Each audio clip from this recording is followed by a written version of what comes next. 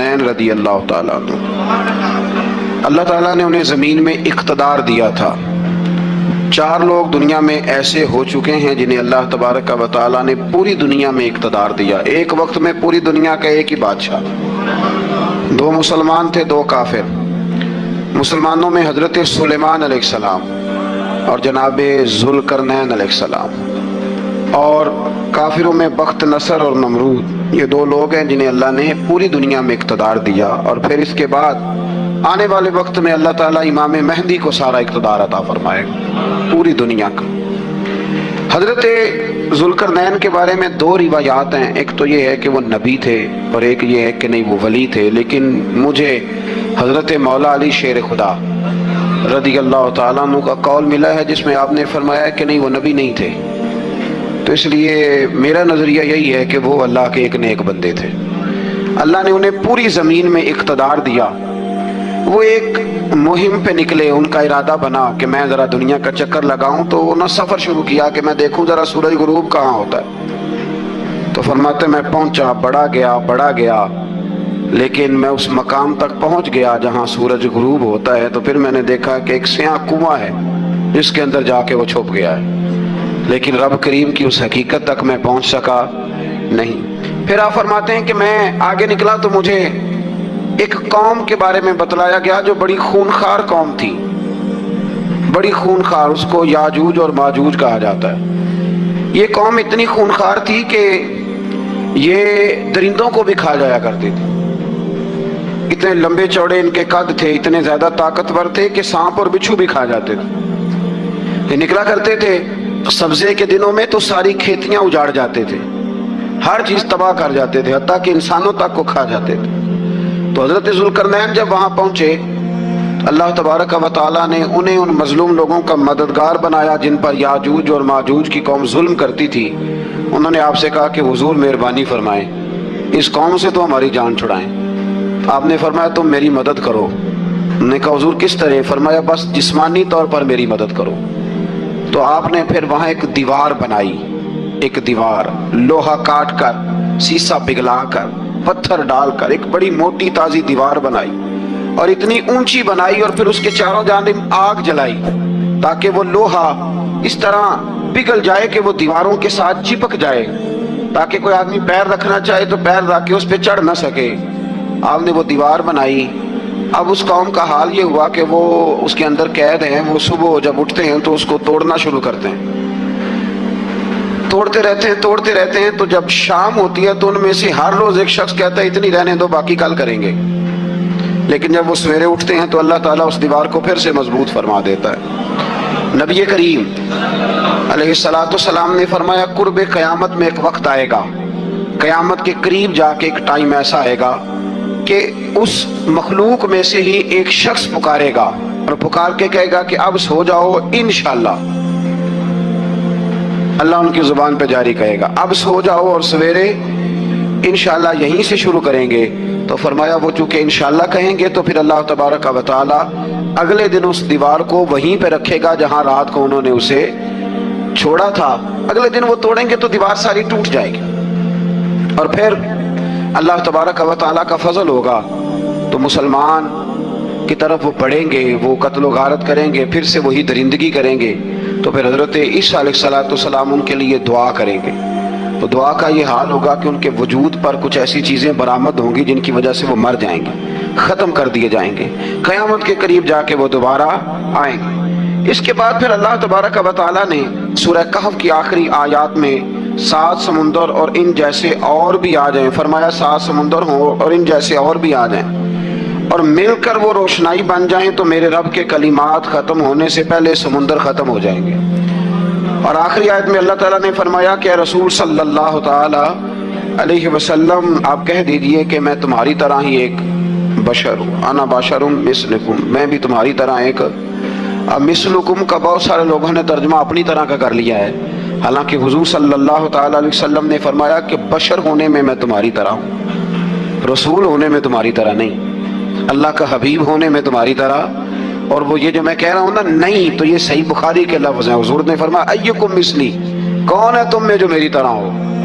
یہ صحیح بخاری کے لفظ ہیں۔ اللہ تبارک و تعالیٰ سمجھنے کی توفیق عطا فرمائے۔ پھر اس سے آگے سورہ مریم شروع ہوتی ہے۔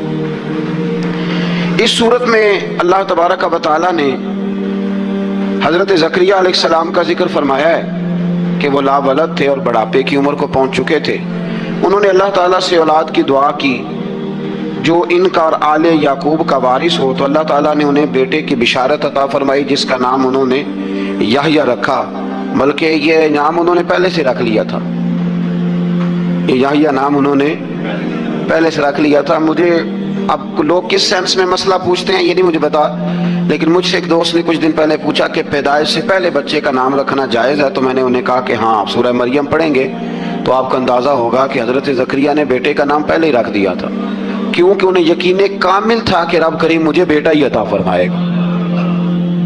تو حضرت یحییٰ علیہ السلام کو اللہ تعالیٰ نے بچپن میں ہی نبوت عطا کی اور کتاب دی۔ ان کے اوصاف یہ بیان کیے کہ وہ پاکیزہ اور متقی تھے، ماں باپ کے ساتھ نیکی کرنے والے تھے اور سرکش نہیں تھے۔ ان پر سلام ہو جب وہ پیدا ہوئے، اور ان پر سلام ہو جب ان کی وفات ہوئی، اور قیامت کے دن جب انہیں اٹھایا جائے گا۔ اس سے معلوم ہوا کہ نبی کریم علیہ السلام پر یا کسی بھی نبی پر سلام بھیجنا اور اس دن پر سلام بھیجنا جس دن اللہ تعالیٰ نے انہیں پیدا فرمایا ہے، یہ قرآن مجید سے ثابت ہے۔ یعنی آپ یہ کہہ سکتے ہیں کہ جس سہانی گھڑی جم کا طیبہ کا چاند، اس دل افروز ساعت پہ، دل افروز ساعت پہ، تو یہ عین قرآن مجید ہے کہ جس دن وہ پیدا ہوئے اس دن ان پر سلام۔ اللہ تعالیٰ سمجھنے کی توفیق عطا فرمائے۔ پھر اس سے آگے چل کر حضرت مریم سلام اللہ علیہا کا ذکر ہے کہ ان کے پاس فرشتہ آیا۔ ہم تیسرے پارے میں بھی ان کا ذکر پڑھ رہے ہیں، پھر ایک آدھ اور جگہ پہ بھی اشارتاً کنایتاً ان کا تذکر آیا کہ ان کے پاس فرشتہ انسانی شکل میں آیا، اور فرشتے نے آ کے کہا کہ میں آپ کو بیٹے کی بشارت دینے آیا ہوں۔ کہنے لگی میرے پاس کیسے بیٹا آئے گا، مجھے تو کسی مرد نے چھوا ہی نہیں۔ تو فرمایا رب ایسے ہی کرتا ہے جب وہ کسی کام کا ارادہ فرما لیتا ہے۔ تو حضرت مریم کے ہاں اللہ تبارک و تعالیٰ نے حضرت عیسیٰ علیہ السلام کی ولادت فرمائی۔ حضرت عیسیٰ بغیر باپ کے پیدا ہوئے اور حضرت آدم علیہ السلام غیر ماں باپ کے پیدا ہوئے، تو یہ اللہ کی قدرت کی نشانی ہے۔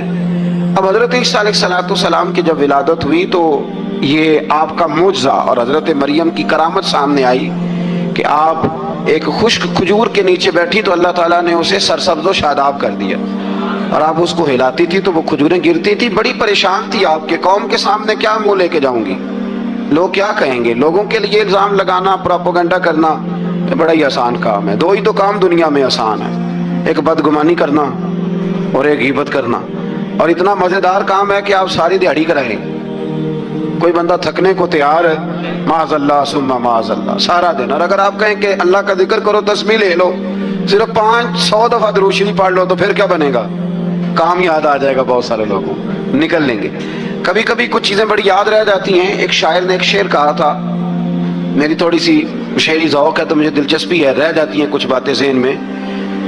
ایک دفعہ ہمارے ایک دوست کے بارے میں کچھ پراپیگنڈا ہونے لگا تو میں نے انہیں ایک شعر لکھ کے بھیجا، مجھے یاد تھا، میں نے ایک شعر لکھا۔ کسی شاعر نے کہا تھا کہ مخلوق تو فنکار ہے اس درجہ کے پل بھر میں، سنگے در کعبہ سے بھی اصنام تراشے۔ کعبے کے اندر سے مٹی لے کے لوگ بت بنا لیتے ہیں اور اللہ کا شریک بناتے ہیں۔ تو کہنے لگا شاعر کہ مخلوق تو فنکار ہے اس درجہ کے پل بھر میں، سنگے در کعبہ سے بھی اصنام تراشے۔ تم کون ہو کیا چیز ہے داغ کبابی، لوگوں نے تو مریم پہ بھی الزام تراشے۔ لوگ تو منٹ لگاتے ہیں، وہ جو رہی مسجد میں، پلی مسجد میں، لوگوں نے الزام لگانے کا وقت آیا تو الزام لگا دیا، سید عائشہ صدیقہ پہ لگا دیا، صدیق کی بیٹی اور صدیقہ۔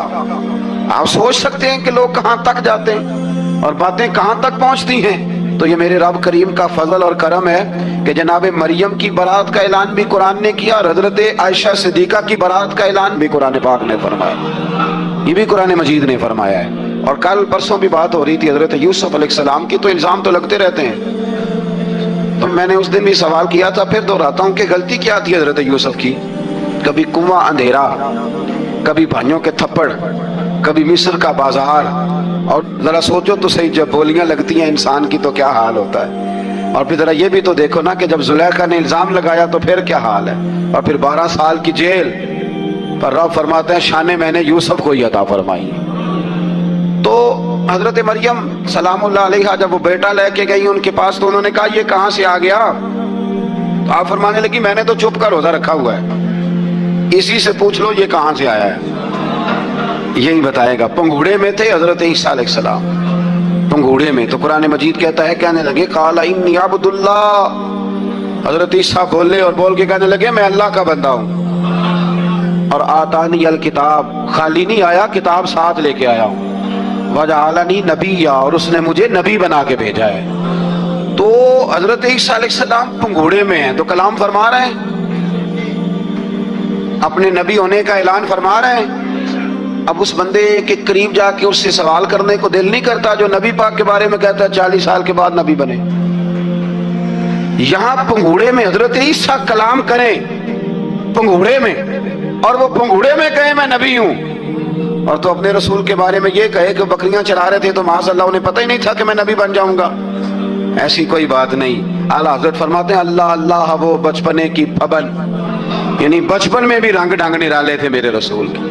अल्लाह अल्लाह वो बचपने की फबन, उस खुदा भाती सूरत पे लाखों सलाम, उस खुदा भाती सूरत पे। और मरहूम आजम चिश्ती ने भी एक जुमला बड़ा खूबसूरत कहा, उसने कहा तेरी हयात पाक का हर लम्हा पैगंबर लगे, तेरी हयात पाक का हर लम्हा पैगंबर। अगर आपने अभी तक हमारा चैनल सब्सक्राइब नहीं किया तो फौरन सब्सक्राइब कीजिए, साथ ही बेल आइकॉन पर क्लिक करें ताकि मज़ीद वीडियो आने वाली वक्त पर मिलती रहे। अल्लाह हाफिज़।